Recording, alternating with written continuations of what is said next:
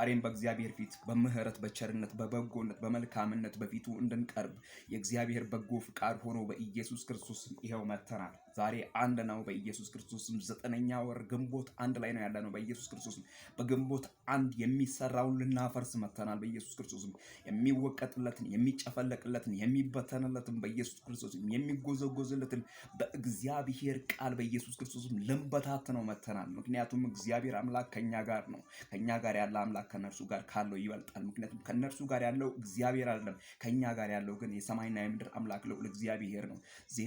ሁለተኛ ዜና ምዕራፍ 32 ከቁጥር 7 እና 8 ላይ ይሄንን ይናገራል። ምክንያቱም እግዚአብሔር አምላክ በኢየሱስ ክርስቶስም ታላቅ ነው፣ ስሙ ለዘላለም ይባረክ። እንግዲህ በድካም ብርታትን እየሰጠን፣ በመውደቅ መነሳትን እየሰጠን፣ በማጣት ማግኘትን እየሰጠን፣ በሐዘን ደስታን እየሰጠን፣ በለቅሶ መጽናናትን እየሰጠን፣ በጨለማ ብርሃን እያደረገልን፣ ተስፋ በቆረጥንበት ጊዜ ተስፋችን እያደሰ፣ ኃይላችን በደከመ ጊዜ ኃይላችን እያበረታ፣ ዛሬም በእግዚአብሔር ፊት እንድንሆን፣ ዛሬም በሰማይ አምላክ በልዑል እግዚአብሔር ፊት እንድንሆን እግዚአብሔር ምሕረቱን ከትላንትናው በበለጠ በእኛ ላይ አግንኖልን እዚህ ጋር መተን እዚህ ደርሰን ጌታን እናመልከዋለን። ምክንያቱም የእግዚአብሔር እጅ በእርግጥ ከኛ ጋር ነች። ስሙ ለዘላለም ይባረክ።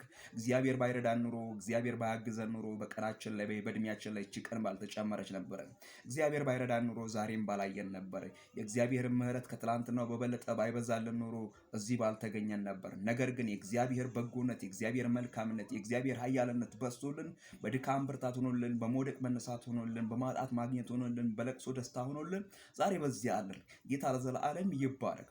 ወዳጆቼ፣ ወንድሞቼ፣ ጌታ የረዳው ጌታ ያገዘው የእግዚአብሔርን ምሕረት፣ የእግዚአብሔርን ቸርነት፣ የእግዚአብሔርን በጎነትና የእግዚአብሔርን መልካምነት በዘመኑ ይናገረዋል። እግዚአብሔር ስለረዳው፣ የእግዚአብሔር ምሕረት ስለበዛለት፣ የእግዚአብሔር ቸርነት፣ የእግዚአብሔር በጎነት ስለበዛለት፣ እግዚአብሔር በብዙ ስላገዘው የእግዚአብሔርን ታላቅነት ከማውራት ሌላ ምንም ነገር የለም። በምድር ላይ ብናወራ የምናወራው ስለ እግዚአብሔር ቃል ስለ ወንጌል ነው የምናወራው። ጌታ ስላደረገልን መልካም ነገር ነው የምናወራው። ሌላ ምንም ነገር የለም። እንዲህ እንበላችሁ፣ ይህንን ጌታ ተቀበሉት። ይህንን ጌታ የግል አዳኝ አድርጋችሁ ተቀበሉት፣ ታርፋላችሁ። በኢየሱስ ክርስቶስም ከሚያቅበዘብዛችሁ ታርፋላችሁ፣ ከሚያሰቃያችሁ ታርፋላችሁ፣ ከሚያስጨንቃችሁ ታርፋላችሁ።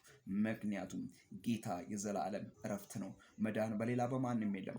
እንድንበት ዘንድ ከሰማይ በታች የተሰጠን ስም ኢየሱስ ክርስቶስ ነው። የልጁ የኢየሱስ ክርስቶስ ደም ከኃጢአት ሁሉ ያድናል፣ ያነጻል።